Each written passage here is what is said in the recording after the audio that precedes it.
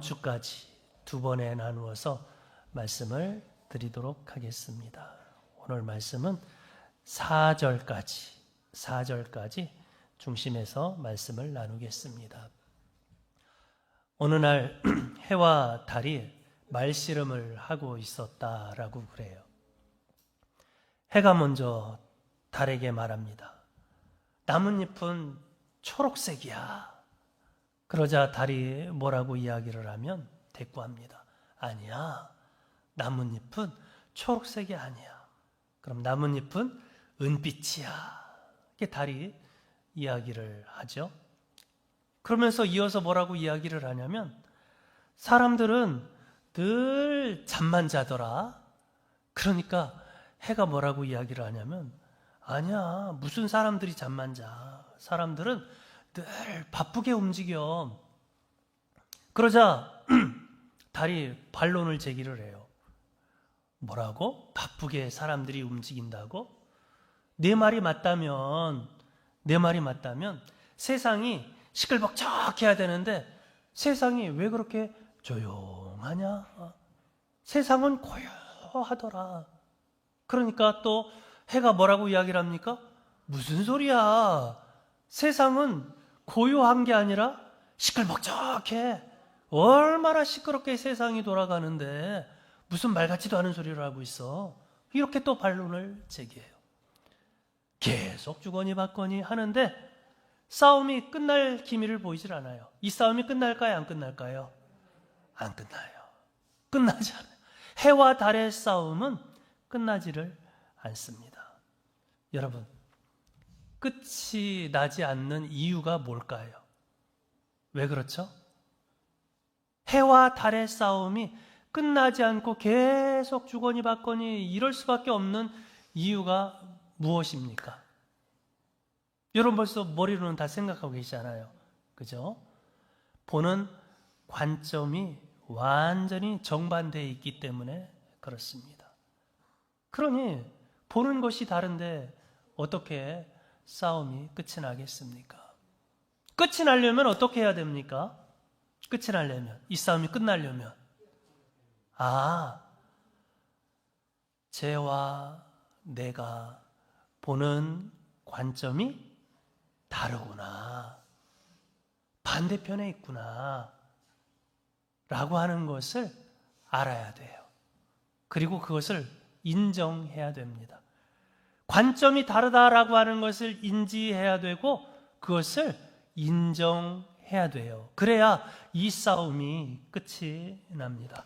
다른 관점에서, 다른 환경에서, 다른 시간에서 제가 보고 느낀다라고 하는 것을 인식하고 인정할 때 이 다툼이 끝이 나고 이해와 성숙으로 공존할 수 있는 거예요. 해와 달만의 문제이겠습니까?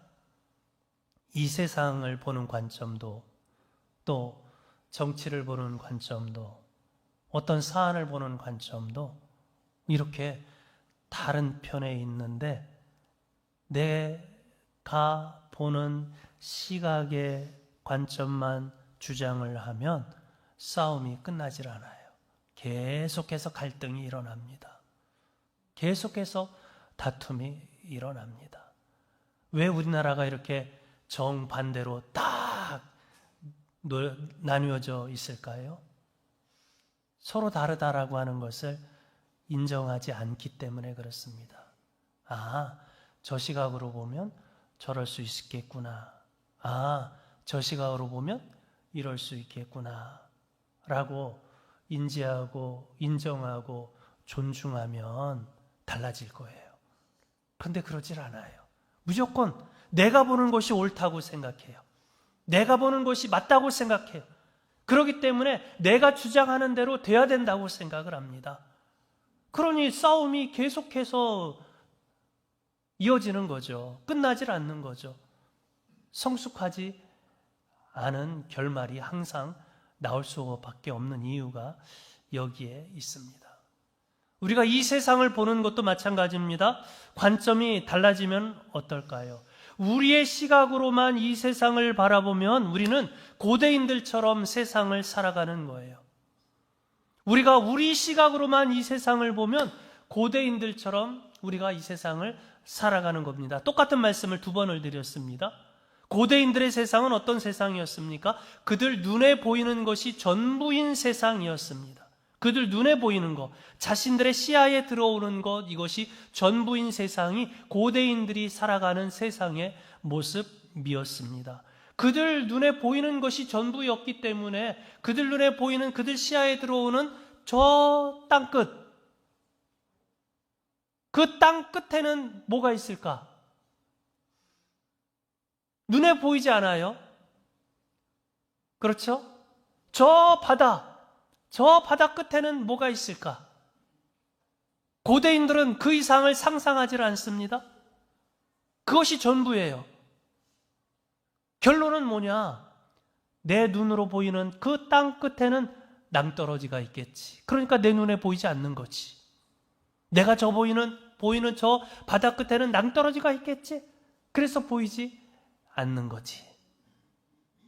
그래서 내가 보이는 그 들어오는 시야 끝에는 낭떠러지가 있기 때문에 그 낭떠러지로 떨어지면 끝나는 거잖아요.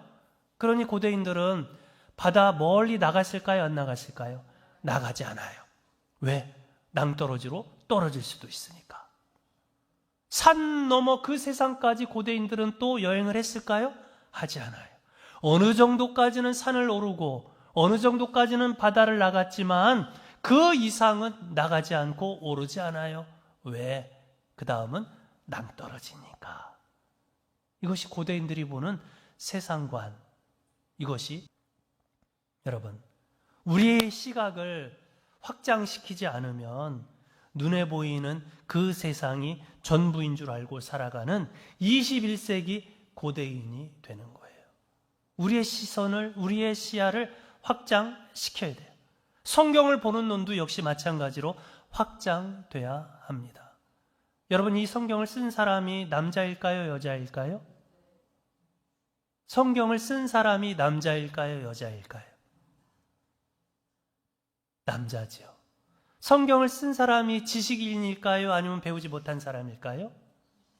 지식인. 글을 알고 익힐 수 있는 사람이 성경을 썼죠. 지식인이죠. 남자, 지식인. 당시 사회가 가부장적 사회였죠. 그러면 성경도 그 영향을 받았을까요? 안 받았을까요? 당연히 받죠. 당연히 받아요. 그런데 이런 문화에 익숙한 사람은 별로 불편하질 않아요. 가부장적 가치관을 가지고 있는 남자들이 이 성경을 볼 때에는 불편하지 않아요. 불편한 데가 별로 없어요. 그런데 여성이 이 성경을 볼 때는 또 어떨까요? 남자의 눈으로만 우리가 성경을 볼 것이 아니라 이 똑같은 구절이라 할지라도 우리가 여성의 눈으로 이 말씀을 이해하면 어떻게 이해할 수 있을까? 지식인의 눈으로 이 말씀을 보는 것이 아니라 잘 배우지 못한 식견이 없는 사람의 눈으로 이 구절을 읽으면 어떻게 이해가 될까? 지배하고 있는 바로 지배자의 눈으로 성경을 보는 것이 아니라 피지배자의 입장에서 이 구절을 읽으면 어떻게 이해가 될까? 주류 세계의 눈으로 보는 것이 아니라 비주류의 세계로 이 눈으로 성경을 보면 어떻게 이해가 될까? 우리의 시각을 확장시키면 똑같은 성경 본문을 통해서 다양한 해석이 나올 수 있습니다. 그래서 요즘은 성경이 여성의 눈으로 보는 성경, 또 소수자의 눈으로 보는 성경, 이런 제목을 달고 성경들이 또 주에서들이 출판이 되기도 합니다. 우리가 참고해 보면 참 유익하다고 생각해요. 나는 일방적인 이런 관점으로만 성경을 보았는데 저렇게 볼 수도 있겠구나. 그러니 완전히 다른 뜻으로 해석이 될 수도 있겠네. 성경을 보는 눈이 굉장히 넓어져요. 굉장히 넓어져요. 우리가 그런 시각을 가졌으면 좋겠습니다. 바로 내 시각에 갇히지 않고 그 너머의 세계를 볼 수 있었으면 좋겠습니다. 여러분, 지금까지 요한은 땅의 시각으로 주님을 보고 땅의 시각으로 주님의 음성을 들었어요. 요한은 땅에 있으면서 하늘의 모습을 보며 하늘의 환상을 그가 보았습니다. 그런데 이제부터는요, 어떤 환상이 이어지냐면 요한이 땅을 벗어나요. 땅에서 하늘을 보는 것이 아니라 하늘로 초청되어 올라가서 하늘에서 본 하늘의 모습을 요한은 기록하기 시작합니다. 시각이 달라졌어요. 지금까지는 땅의 교회가 직면한 현실 문제에 초점을 맞췄다라고 한다면 이제는 하늘의 관점에서 하늘 교회의 모습을 그리고 있는 거예요.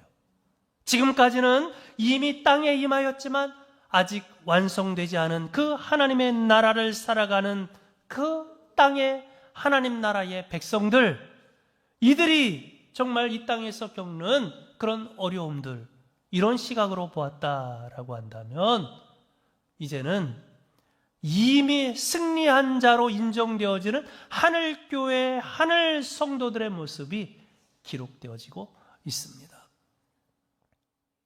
여러분, 높은 전망대에 올라가 보셨습니까? 어떤 전망대에 올라가 보셨어요? 옛날에 우리나라의 가장 높은 전망대 하면 어디에 있습니까? 뭐 63빌딩의 전망대도 있고 남산타워의 전망대도 있잖아요. 그런데 저 가까운데 그거보다도 정말 더 높은 63 전망대가 아니라 남산 전망대가 아니라 하늘 전망대가 있더라고요. 하늘 전망대. 여러분 들어보셨어요? 알고 계세요? 모르죠? 안성에 하늘 전망대가 있어요. 하늘 전망대. 금광 저수지에 가면 하늘 전망대가 만들어졌어요. 그래서 저도 한 번도 안 가봤잖아요. 남산타워보다 또 63빌딩보다 이 하늘 전망대 어떤 전망대일까 하고 기대를 가지고 설 연휴에 가족들과 함께 가봤거든요. 그런데 막상 가보니 하늘만큼 높을까요? 조금 낮더라고요. 하늘보다는 조금 낮은 하늘 전망대가 금강저수지에 있어요. 한번 가보세요. 그런데 그 하늘 전망대에 올라가서 그 밑을 내려다보니 밑에서 바라보는 거하고는 사뭇 다르더라는 거예요. 다른 시각으로 볼 수 있고 다른 모습이 눈에 들어와요. 보지 못했던 것들이 하늘 전망대에 올라가서 보니까 보이더라는 겁니다. 하늘 전망대에서 바라보는 이 땅의 현실. 요한이 정말 하늘로 초대되어 올라가서 그 하늘에서 내려다보는, 또 하늘에서 바라보는 이 땅의 현실이 어떤 현실일까? 그것을 우리가 볼 수 있다면 그 현실이 진짜 현실인 거예요. 이 땅에서 바라보는 현실이 아니라 하늘에서 바라보는 현실이 진짜 현실인 겁니다. 그것이 하나님 나라 백성들이 이 땅을 살아가는 삶의 방식인 거예요. 믿으십니까? 이 땅에서 보는 것이 진짜가 아니라 어디서 보는 것이 진짜다? 하늘에서 보는 것이 진짜다라고 하는 겁니다. 한번 보십시다. 어떤가? 1절을 한번 읽어보십시다. 1절 읽어요. 시작. 이 일 후에 내가 보니 하늘에 열린 문이 있는데 내가 들은 바 처음에 내게 말하던 나팔 소리 같은 그 음성이 이르되 이리로 올라오라. 이후에 마땅히 일어날 일들을 내가 내게 보이리라 하시더라. 내가 보니, 누가 보는 겁니까? 하나님이? 이러면 안 돼요. 내가 보니, 누가 보는 거예요? 요한이 보는 거예요. 요한이 이 일 후에 내가 보니. 뭐가 보입니까? 하늘문이 열려있는 것이 보여요. 하늘문이. 그리고 거기에서 음성이 나와요. 여러분, 하늘문이 열려있다라고 하는 것은 정말 내가 눈으로 딱 봤을 때 하늘에 여기 뭐 열고 닫는 문처럼 이렇게 문이 딱 열려있는 것이 보였다는 말일까요? 이 표현, 하늘문, 이런 표현은 우리가 1장을 할 때 여러분들에게 말씀을 드렸잖아요. 이것이 바로 묵시문학의 특징이다. 이 땅에 있으면서 하늘문을 열고 마치 하늘로 들어가서 하늘세계로 내가 여행하는 것 같은 그런 표현이 바로 하늘문, 묵시문학에서 당시 문학책들을 통해서 많이 알려져 있던 그런 표현이다. 그러니 오늘 이 요한의 이 계시록을 읽는 많은 당시 1세기 사람들은 이 하늘문을 내가 보았다, 그 문이 열린 것을 보았다라고 했을 때 전혀 어색하지 않았을 것이다 라고 하는 것을 지금 말씀을 드리는 거예요. 요한이 봅니다. 하늘문이 열렸어요. 그리고 하늘문을 통해 이제 하늘 여행을 시작을 합니다. 그 문으로 올라오라 라고 하는 음성이 들려요. 올라오라 라고 하는 음성이 있습니다. 근데 그 음성의 주인공은 처음에 요한에게 말했던 그 나팔소리 같은 음성, 요한계시록 1장 10절에 분명히 나와 있습니다. 우리가 잘 이 표현하는 것이 무엇을 의미하는지 잘 염두에 두라고 말씀을 드렸어요. 그 나팔소리 같은 그 음성이 또 들려요. 지금 4장에 와서 나팔소리 같은 그 음성의 주인공은 누구십니까? 누구세요? 잘 구분하셔야 돼요. 하나님과 예수님, 하나님과 우리 주님 잘 구분을 하셔야 돼요. 나팔소리 같은 음성은 하나님의 음성입니까? 우리 주님의 음성입니까? 우리 주님의 음성이에요. 우리 주님의 음성. 예수님의 음성이, 우리 주님의 음성이 바로 크게 들립니다. 문으로 들어오라, 올라오라 라고 하는 주님의 음성을 요한이 들었습니다. 그 다음 2절을 한번 읽어보십시다. 읽습니다. 시작. 내가 곧 성령에 감동되더니 보라, 하늘에 보좌를 베풀었고 그 보좌에 앉으신 이가 있는데, 요한이 성령에 감동되었더니, 성령에 감동되었다라고 하는 것은 무슨 의미냐면 성령 안에서, 성령을 통해서라고 하는 말입니다. 요한이 성령 안에서 성령을 통해서 하늘문으로 들어갑니다. 그리고 자신의 눈에 들어온 세상을 봅니다. 바로 하늘의 모습이죠. 하늘문으로 들어갔으니까 이제 하늘 모습이 펼쳐져 있을 것 아니겠습니까? 자신의 눈으로 들어오는 첫 모습, 그 하늘의 광경이 어떤 모습인지 소개합니다. 구체적으로 뭡니까? 첫 번째, 요한에게 뭐가 보였습니까? 뭐가 있더라 그랬어요? 하늘에 뭐가? 보좌를 베풀었고 그랬어요. 보좌를 베풀었고 하늘에 보좌가 있더라는 이야기입니다. 보좌란 무슨 뜻입니까? 보좌. 아주 익숙한 말이잖아요. 우리가 보좌 위에 나아가 보좌 앞에서 보좌 심판, 얼마나 우리가 그동안 많이 들었어요. 보좌란 무슨 뜻이죠? 왕의 자리. 와, 왕의 자리, 왕의 의자, 왕이 앉는 의자, 보좌라고 합니다. 다른 말로 하면 옥좌, 왕좌 이렇게 해도 같은 뜻이 되겠죠? 왕이 앉는 왕의 의자가 바로 보좌입니다. 그런데 이 보좌라는 말은 이렇게 왕이 앉는 의자, 이렇게 물리적인 의자를 이야기도 하지만 이 말은 상징적인 의미가 또 있습니다. 무슨 뜻이냐면 그것은 왕의 권위, 왕의 권세, 이런 뜻이 보좌라고 하는 말 가운데 포함되어져 있습니다. 그러면 하늘의 보좌라고 한다고 하면 무슨 의미가 되겠습니까? 하늘의 보좌. 전 우주를 관장하고 전 우주를 통치하고 전 우주를 다스리는 그 왕의 권위, 왕의 권세, 이것이 바로 하늘 보좌가 상징하는 것이다 라고 하는 거죠. 그런데 그 하늘 보좌에 누군가가 앉아 있습니다. 누가 앉아 있을까요? 몰라요. 근데 누군가 앉아 있어요. 지금 누군가. 우리는 하나님이라고 그냥 무조건 뭐라고 그냥 하나님이죠. 하나님.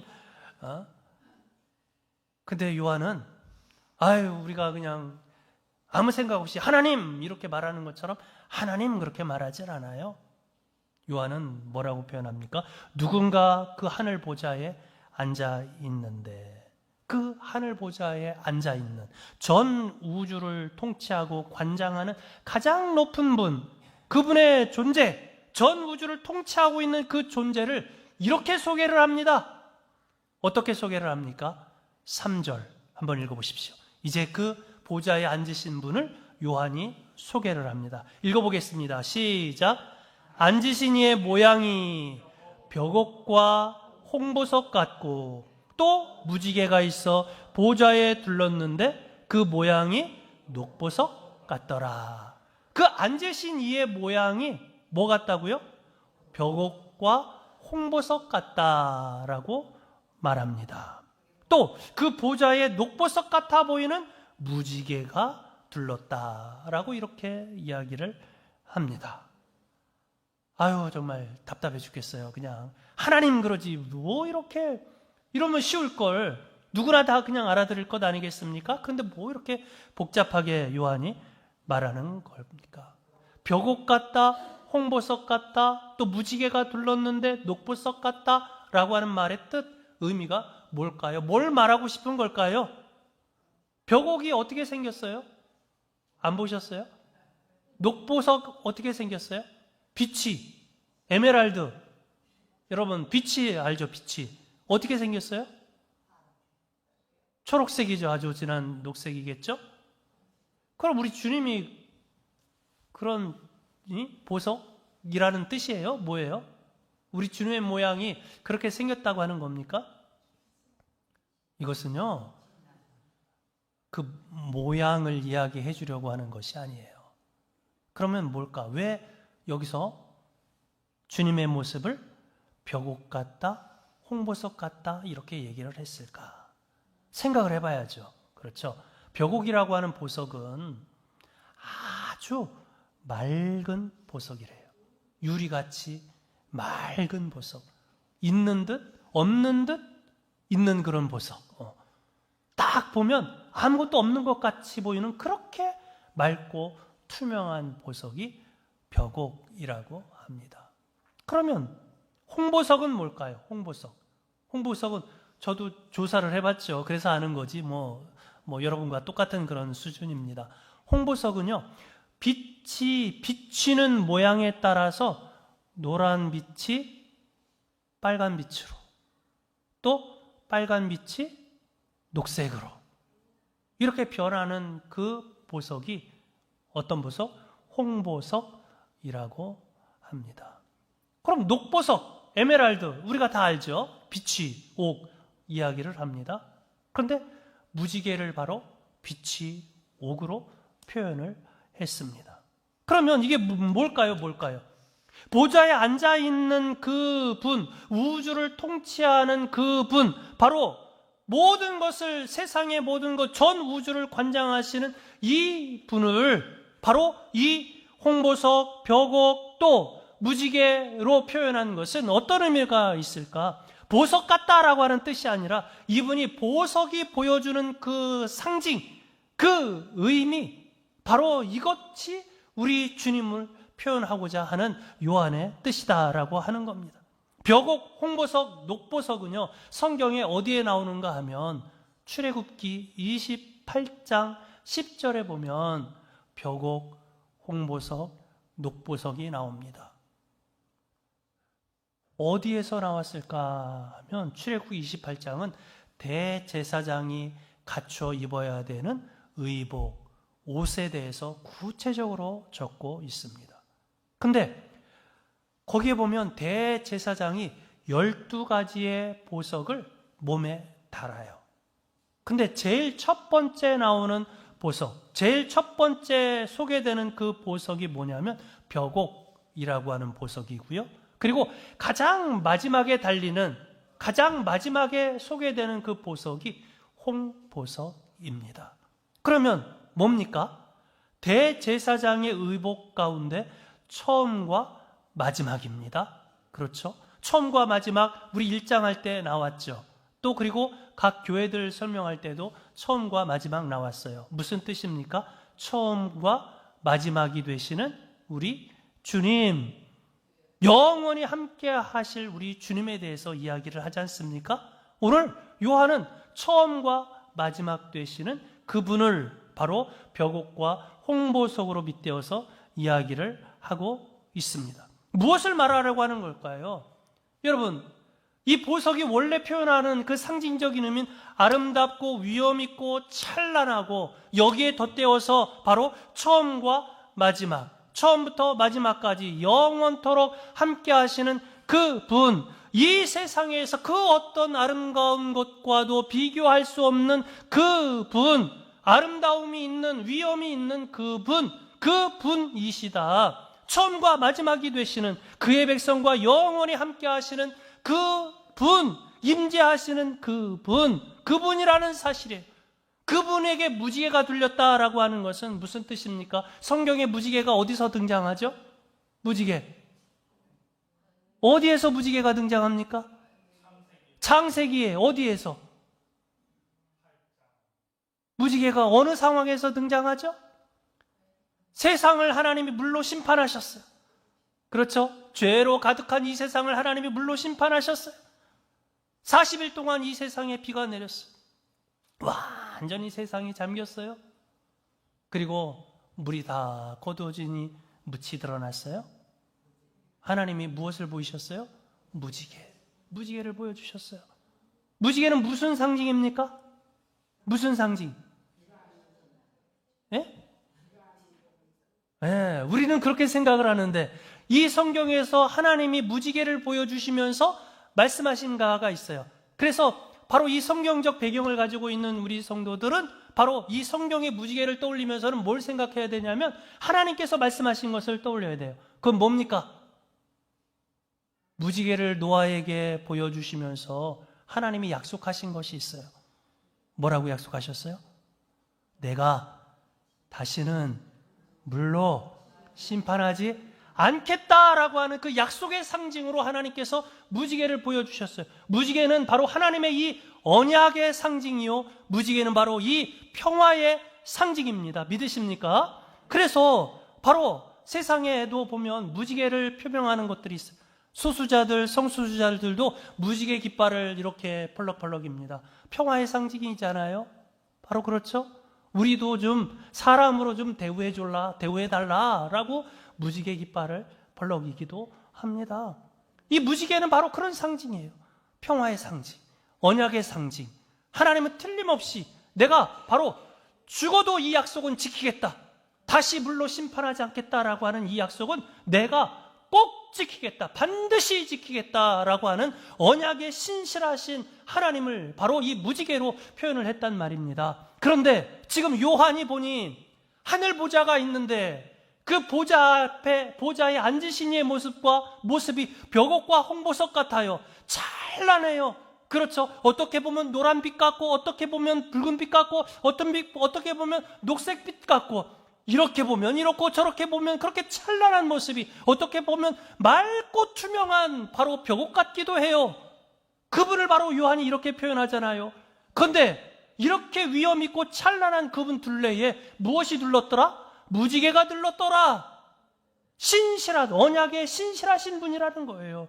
틀림없이 약속을 지키시는 분, 세상을 다시는 물로 심판하지 아니하실 분, 평화를 주시는 그분을 바로 요한이 이야기를 하고 있는 겁니다.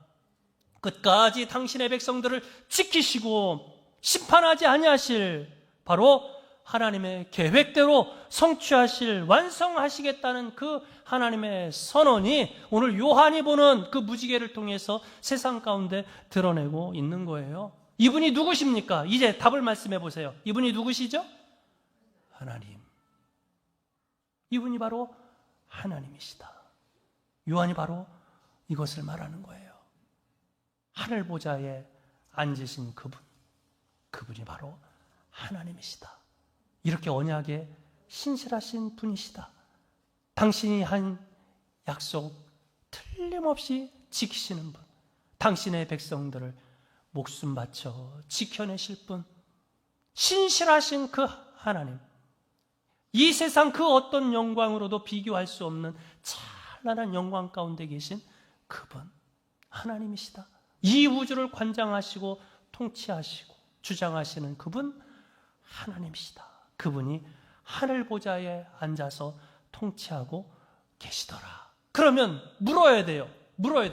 누가 최고의 통치권자입니까? 물어야 돼요. 누가 절대적인 능력을 가졌습니까? 물어야 돼요. 누가 이 우주 세상 만물을 관장하고 주관하고 계십니까? 물어야 돼요. 누가 역사의 주인입니까? 물어야 돼요. 답은 뭡니까? 하나님이시다. 하나님이 바로 이 역사를 주관하고 이 우주를 관장하고 계신다.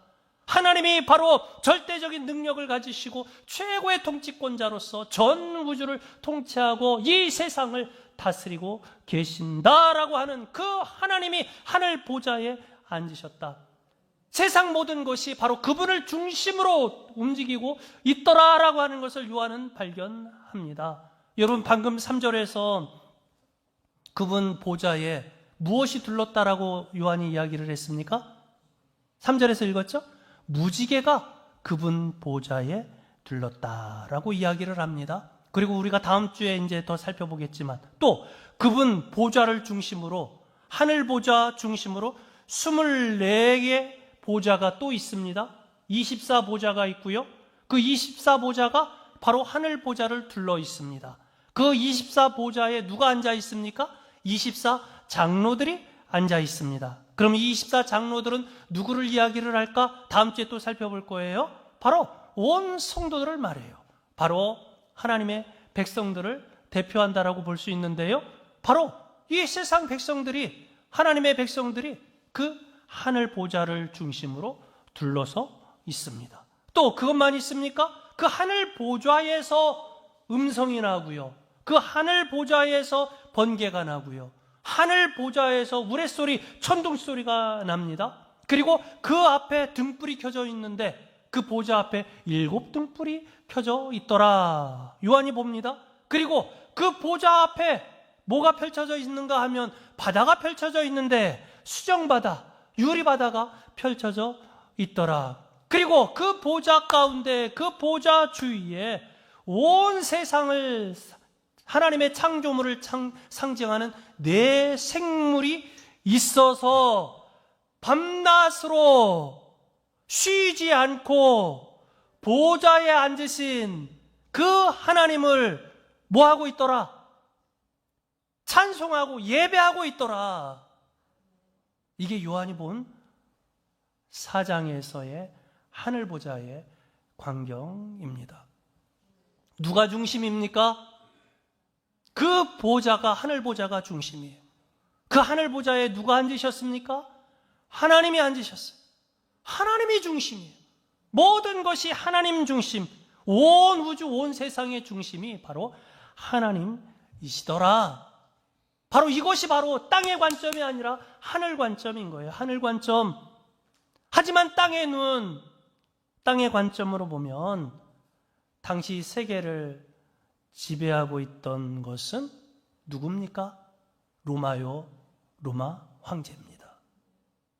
그가 보좌에 앉아서 이 세상 왕으로 통치하고 다스리고 지배하고 있는 것으로 보입니다. 땅의 눈으로 보면 그것이 한계예요. 세상의 주인이 바로 로마 제국 황제인 것으로 보입니다. 로마 황제는 자신을 숭배할 것을 강요합니다. 내가 왕이다. 내가 세상의 주인이다.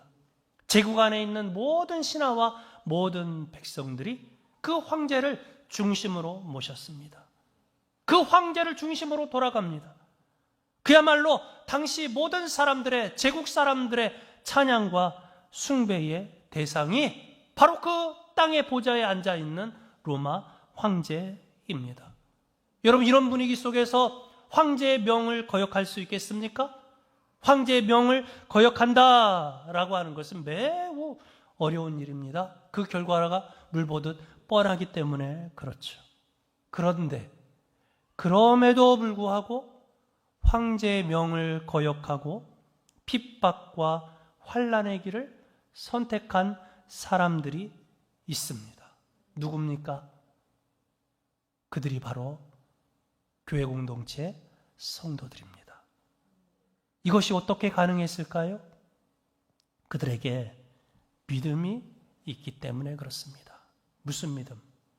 땅의 눈으로 이 땅을 보는 눈이 아니라 요한이 전해준 하늘의 눈으로 이 땅을 바라보는 눈이 있었기 때문에 그렇습니다.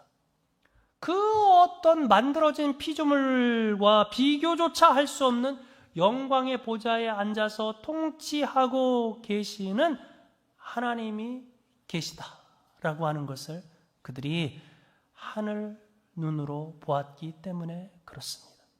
그 하나님과 함께 하늘 보좌에 앉아서 다스리는 24장로의 모습을 보았기 때문에 그렇습니다. 바로 그 모습이 나의 모습이라는 것을 그들이 발견했기 때문에 그렇습니다. 눈을 떠서 세상 너머로 보면 과연 누가 세상을 통치하시는가를 볼 수 있습니다. 한마디로 보좌에 앉으신 하나님, 이것 하나로 답을 얻을 수 있는 거예요. 요한은 이것을 보라 하고 말합니다. 보라, 보라, 보라. 이 세상의 모든 보좌는 허상에 지나지 않는다. 보라, 하늘 보좌를 보라, 보라. 이 땅에 황제가 앉아있는 그 보좌, 그거는 헛것이다, 허상이다. 참 보좌에 앉으신 하나님을 바라보라. 그럴 때 우리가 세상을 이길 수 있는 거예요. 우리에게 세상을 바로 땅의 관점으로, 땅의 눈으로가 아니라 하나님의 관점으로, 하늘의 눈으로 볼 수 있게 해주는 것입니다. 여러분, 그럴 때 세상을 이길 수 있어요. 내 힘과 내 능력으로 어떻게 하면 세상을 이길 수 있는가? 이것이 기록되어 있는 것이 성경이 아닙니다. 성경은요, 세상을 인간적 관점, 땅의 관점으로가 아니라 바로 하나님의 관점, 하나님의 눈으로, 하늘의 관점으로 보게 하는 것이 바로 성경이 우리에게 이야기하고 있는 겁니다. 그러니 우리가 성경을 읽을 때마다 우리는 그것을 발견해야 돼요. 야, 어떻게 하면 내가 돈을 많이 벌까? 어떻게 하면 내가 많은 권세를 누리며 살아갈까? 여러분, 이것 성경이 아무리 여러분들 눈을 크게 뜨고 찾아봐도 나오지 않아요. 성경을 읽으면 다른 눈으로 세상을 바라보는 관점을 우리가 얻게 돼요. 똑같은 사건도 다른 관점으로 볼 수 있는 눈을 성경을 통해서 우리가 발견합니다. 우리 눈앞에 보이는 것 말고 보지 못하는 그 안목으로 우리가 이 세상을 살아갈 때는요, 문제가 풀리질 않아요. 그렇죠? 왜? 시야가 한정되어 있기 때문에 그래요. 그런데 그 문제가 언제 풀리는가? 그것은 하늘 보좌에서 바라볼 때 그 문제가 풀려요. 해법을 찾습니다. 여러분 살다 보면 하늘이 무너지는 것 같은 그런 어둡고 암담한 현실을 우리가 만날 수도 있습니다. 도무지 솟아날 구멍이 없는 것 같아 보이는 정말 힘들고 어려운 때를 우리가 만날 수 있습니다. 하늘이 무너진 것 같은 그런 상황인 것이죠. 그런데 솟아날 구멍이 없는 것 같은데 솟아날 구멍이 있습니다. 오늘 요한이 우리에게 보여준 하늘구멍, 하늘문이 열리는 것을 보았지 않습니까? 하늘이 무너지면 그냥 끝이라고 생각했는데 아니요. 문이 있더라고요. 그 하늘문, 그 열린 문, 이곳으로 우리가 들어가서 이 땅을 바라보면 지금 완전히 암담한 이 현실이 암담하지만은 않다는 것을 발견하게 될 거예요. 요한이 그 구멍으로 하늘 보좌 올라가서 바라보았습니다. 그리고 그 하늘 보좌를 이 땅에 있는 교회 공동체에게 전해 주었어요. 내가 올라가서 보니 이런 하늘의 모습이 있더라. 그러니 고통당하는 우리 성도들이요, 내가 본 그 하늘의 모습을 여러분과 함께 공유하니 힘을 내라. 힘을 내라. 이 땅에 있는 거 그렇게 큰 문제 아니다. 힘을 내라. 이겨내라. 담대하라. 땅에서 땅을 보면 땅이 얼마나 크게 보입니까? 그런데 하늘에서 땅을 보면 땅은 너무 작아집니다. 우리 어릴 적에 여러분들이 여러분의 마당에서 누가 그런 얘기를 하더라고요. 어릴 때 할머니 집에 많이 갔었는데 그 할머니 집에서 어릴 적에 그 놀던 또 생활하던 그 마당이 그렇게 넓게 보이고 그렇게 커 보였는데 다 커서 성인이 돼서 그 할머니 집 가서 그 마당을 보니 어떻게 보이더라? 아유, 그렇게 작을 수가 없더라는 거예요. 야, 이런 작은 마당이었는데 이 작은 마당을 그 어릴 적에 볼 때에는 어떻게 봤어요? 그렇게 크게 봤던 거예요. 그렇게 넓은 세상으로 봤던 거예요. 그렇게 보이는 거예요. 땅으로 가까워지면 가까워질수록 그렇게 보이는 겁니다. 그런데 올라가면 올라갈수록 더 작게 보여요. 성인의 눈으로 바라봤을 때보다 더 사다리 타고 한번 올라가 보십시오. 더 작게 보이고요. 저 비행기에서 내려다 보십시오. 더 작게 보이고요. 하늘에서 보십시오. 무엇으로 보일까요? 점으로도 보이지 않을 거예요. 그러니 우리는 이렇게 아무것도 아닌 이곳 속에 갇혀가지고 마치 우리가 정말 죽을 것 같은, 이것으로 그냥 끝나는 것 같은 너무 크게 문제가 보이지 않습니까? 우리는 세상의 성공, 세상의 권력으로 우리의 삶의 가치, 이것을 증명하려고 사는 사람들이 아닙니다. 너 사는 동안 돈 얼마 모았니? 사는 동안 얼마나 많은 권색을 주었니? 이것으로 우리 삶의 가치, 우리 인생의 가치를 증명해내는 것이 아닙니다. 근데 그런 사람들이 있어요. 그런 사람들이 있어요. 그것을 바라보고 사는 사람들이 있어요. 성공의 상징, 그랜저라는데, 응? 아, 나 지금 그랜저 타잖아? 이런 사람들이 있어요. 그런데 우리는 그리스도인 아닙니까? 그리스도인은 그리스도께서 값주고 사신 사람들이 그리스도인입니다. 예수님이 당신 핏값으로 사신 사람들이 그리스도인입니다. 그러면 다르게 사는 거죠. 다르게 살아야죠. 우리는 왕 같은 제사장이라고 그랬어요. 영원한 그 하나님 나라를 이어가는 왕 같은 제사장들. 이 정체성을 우리가 기억해야 합니다.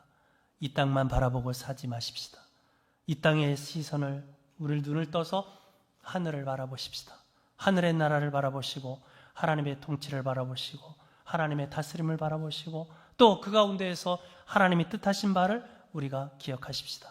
큰 권세 주었다고 하지만 그 권세의 범위도 하나님이 허락하신 한도 안에서예요. 그렇죠? 하나님이 허용하신 한도 안에서입니다.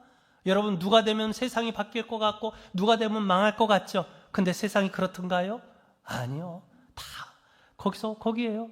그런데 마치 누가 되면 정말 망할 것 같아서 또 누가 되면 세상이 완전히 다른 모습일 것 같이 그렇게 거기에 매달리지만 세상은 그렇지 않습니다. 왜? 진정한 통치자 누구시니까?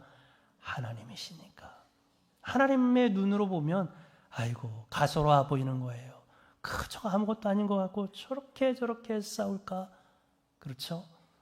우리 사랑하는 여러분들, 새로운 정체성을 여러분들이 확립하시길 바랍니다. 세상 가치관에 흔들리지 마시고 우리는 맡은 바 청지기로서 이 땅을 살아가십시다. 거룩한 그 삶으로 하나님의 명령을 위임받은 자로서 이 땅에서 살아가신다면 힘을 얻게 될 줄로 믿습니다.